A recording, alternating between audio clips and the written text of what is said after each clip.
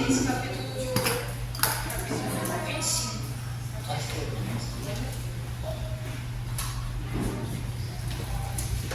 Já?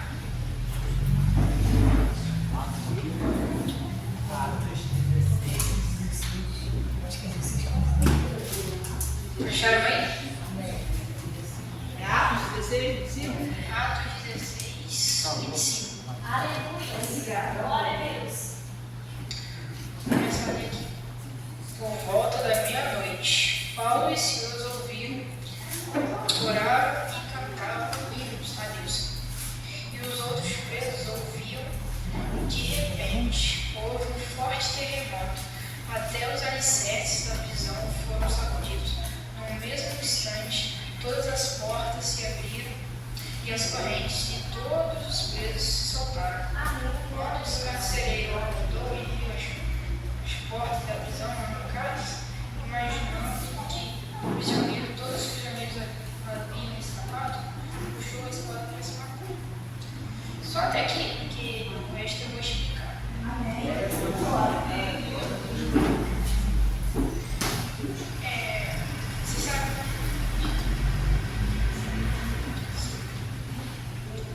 Vocês sabiam que Paulo, antes de ser tocado por Deus,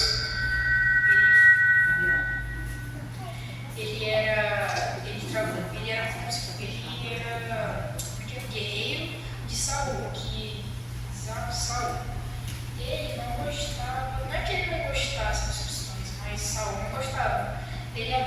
Lá na época tinha um livro que era como se fosse a Bíblia, mas não era uma Bíblia, era só sobre livros sobre regras. Aí Saul mandava matar todos os cristãos. Aí quando Paulo era guerreiro de Saul, ele acabava matando, né? Aí houve uma vez que ele estava matando um pouco os cristãos de Deus, o pessoal que seguia Cristo. Chegou, ele estava no cavalo, aí do nada apareceu uma bola, uma esfera assim, dourada na frente dele. E aí ele caiu do cavalo, olhou e aquela bola começou a falar com ele. Paulo, por que mataste os meus servos, os meus seguidores?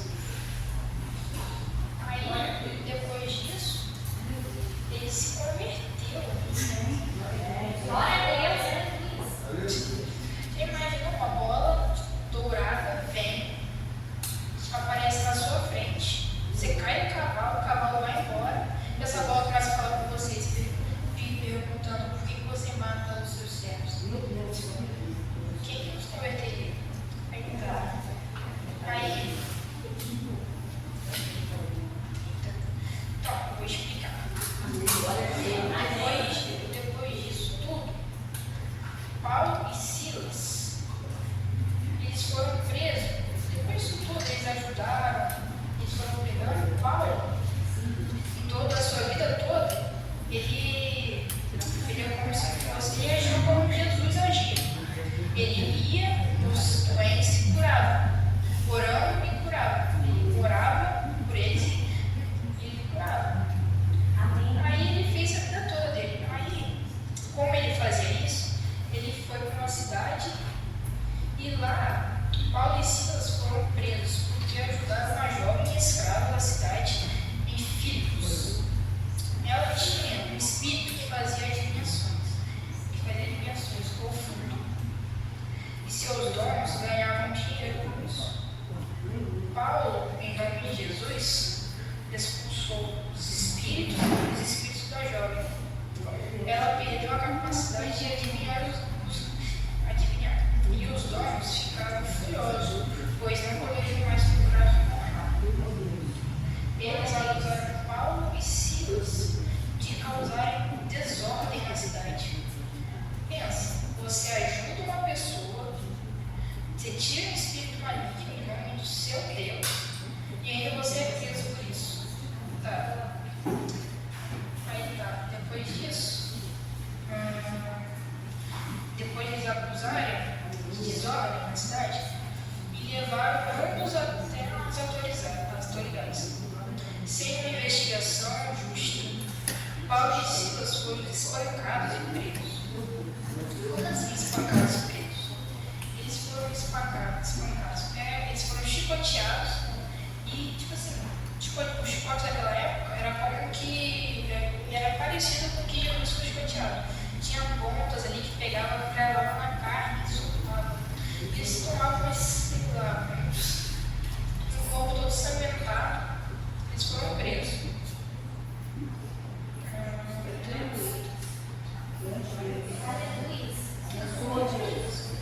Glória a Deus, aleluia.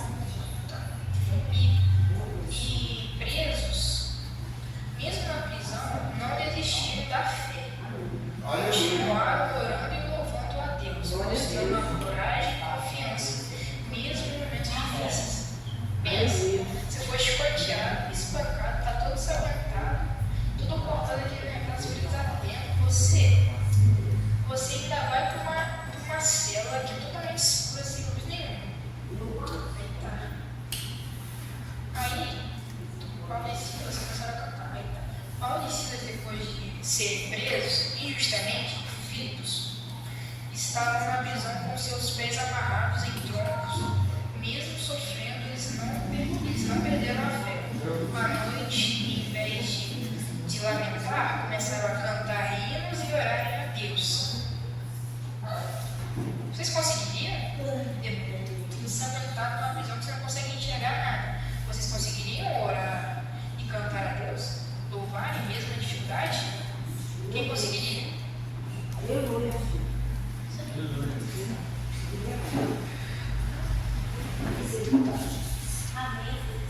Glória a Deus, aleluia. À noite, em vez de lamentar, só cantar hinos a Deus e orar. Como eu falei, eles sabiam que Deus estava com eles, mesmo em meio à dor e da pressão. Tá, agora você imagina. Alguém pode apagar a luz para mim? Você pode apagar a luz? Apagar todas. Isso aqui simboliza praticamente Paulo e Silas na prisão. Agora você imagina. Agora se começar a cantar, por exemplo, Deus é bom, até demais.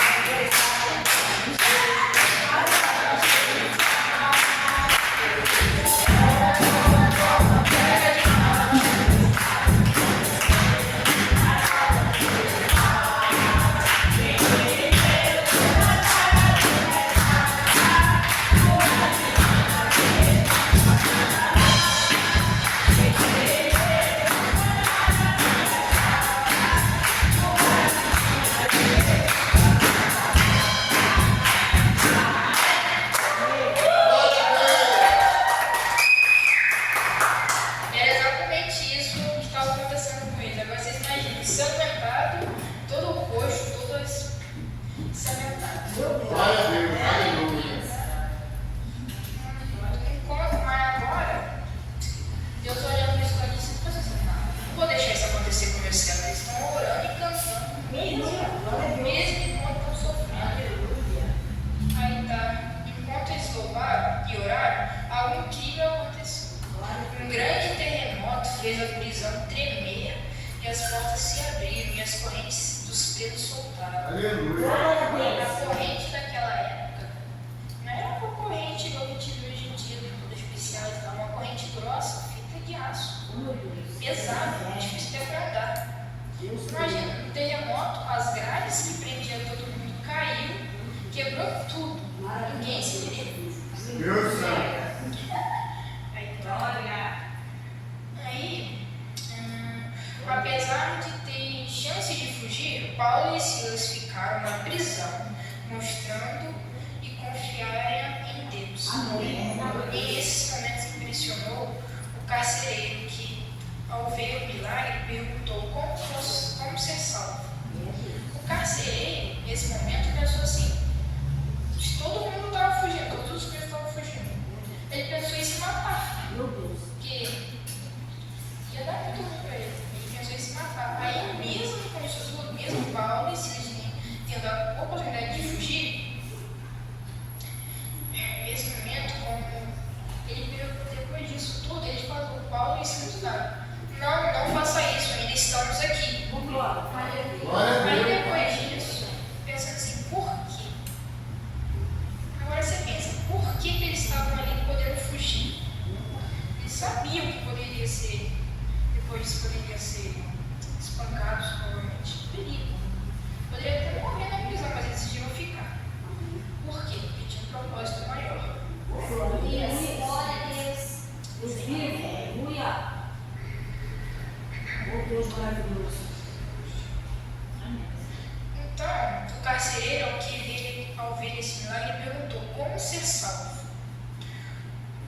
Paulo e Silas lhe falaram de Jesus e ele e sua família se converteram. Olha que agonia. Glória a Deus. Olha o que aconteceu. Eles escolheram ficar sabendo que poderiam morrer na prisão, mas mesmo assim eles conseguiram, eles ficaram. Vocês fugiriam ou vocês ficariam?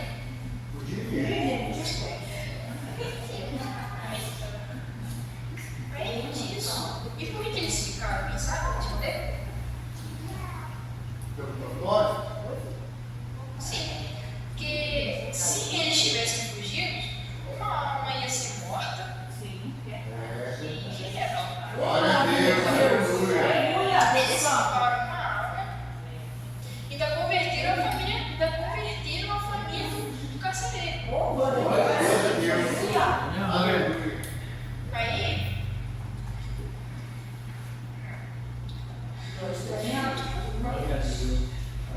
o fato de Paulo e Silas louvarem a Deus, mesmo estando presos e sofrendo, nos ensina sobre a confiança e fé inabalável.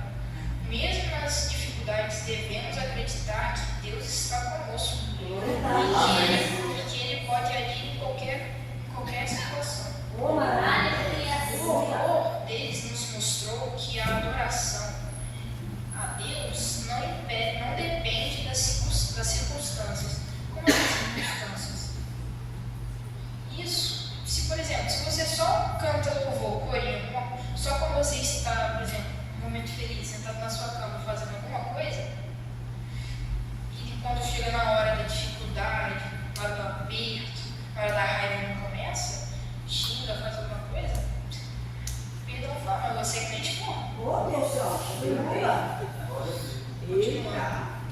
Mas da nossa relação com Ele, isso nos ensina que manter a esperança e a paz interior, mesmo nos momentos mais difíceis, sabemos que Deus tem poder para transformar nossas situações. Glória a Deus. Só aqui uma explicação.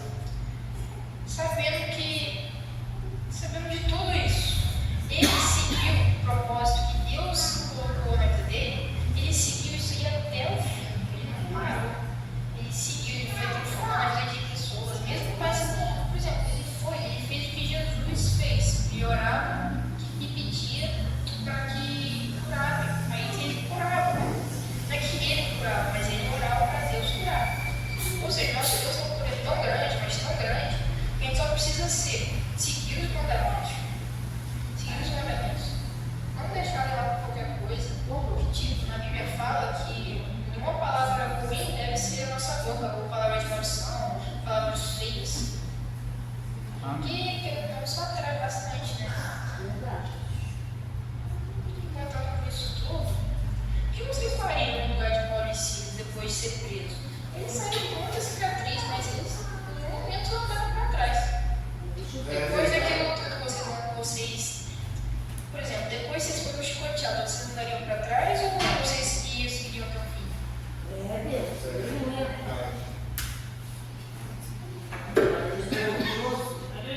Abençoa Deus. Deus. Então, o que eu venho deixar com isso aqui tudo? Se Paulo e Silas, na pior momento que eu não paguei a luz, eles estavam chicoteados, sangrando, ardendo, com dor, muita dor.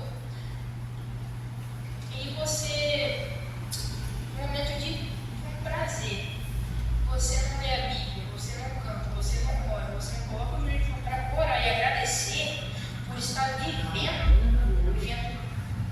uma vida boa, você não tem sofrimento, nem nada. Não tem lógica. Tem que agradecer. Glória a Deus. Orar antes de dormir, quando acorda. Sim, Acordar, aleluia. agradecer por estar vivo, respirando e podendo adorar esse Deus que nós temos. Aleluia. Na hora de dormir, agradecer pelo seu dia. O seu dia tem sido ruim. Não pense no lado ruim, não. Pense no lado boa. Glória a Deus. Aleluia. Pensa, por exemplo, meu trabalho foi ruim. Meu trabalho teve muito estresse. Mas pensa, você acordou com saúde, seus filhos acordaram com saúde. Deus maravilhoso. Você acordou com saúde. Graças a Deus, glória a Deus. Eu venho deixar essa palavra.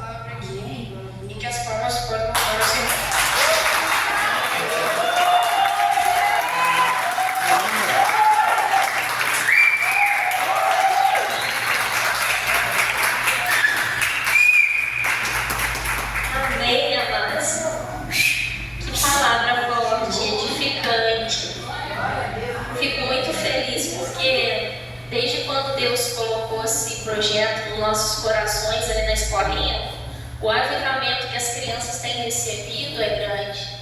Eles estão recebendo a palavra do Senhor para poder praticar.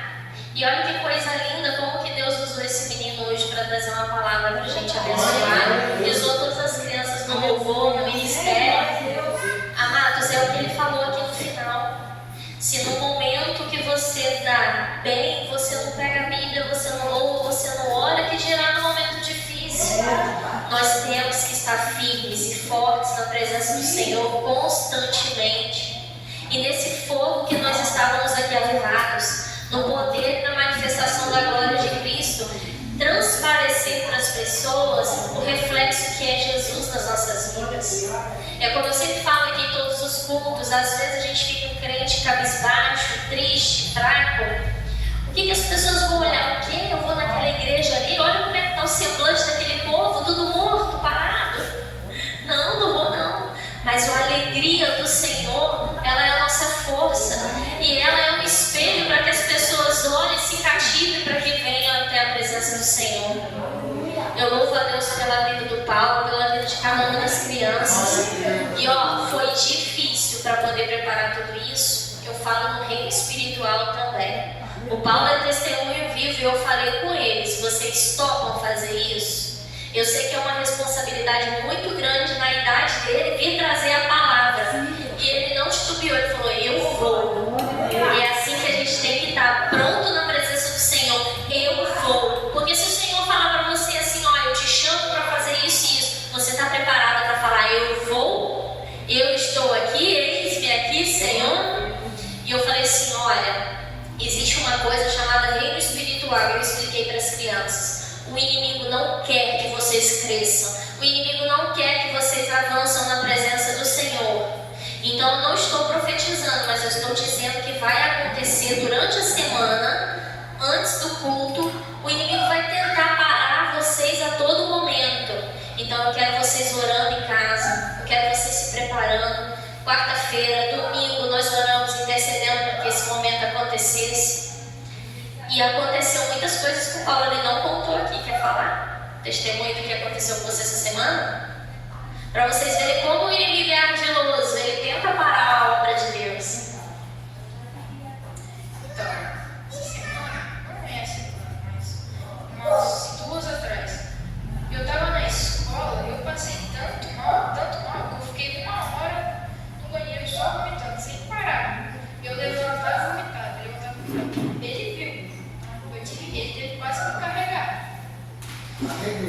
Carregou, né? Eu fiquei 1 hora praticamente. Eu vi todos os meus colegas saírem da escola e eu estava lá. E depois disso, eu cheguei em casa, eu agradeci. Eu não fiquei tipo assim, lamentando, não. Eu lembrei de todas as coisas boas que eu falei. Ele sabe, ela é testemunho. Glória a Deus. E depois disso, voltando do culto no domingo, sabe o que acontece?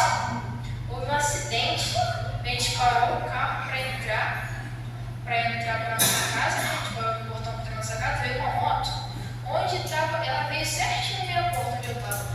Ela bateu na gente, o carro foi pro lado, voltou, a moto voou pro carro praticamente. A mulher caiu pro lado e foi muito ruim, os caras ficaram muito. A moto quase desmontou. A bateria soltou, a tampa soltou, empenou, né? Empenou. E sabe quando você começa o carro? Eu sou um arranhado. Só arranhado. Mal amassou. Nem amassou, quer dizer. Isso foi um testemunho que eu tenho. Eu espero que ela vocês possam. Glória a Deus. E eu falei com eles, né? Falei: o inimigo vai tentar parar, permaneçam firmes. Não duvide, porque o Senhor está com vocês, capacitando, preparando, disciplinando. Então, continuem orando pelos nossos pequenos, porque a obra é muito grande. E o inimigo não quer que eles cresçam. O inimigo não quer que eles permaneçam na presença do Senhor. O mal hoje tenta sempre atacar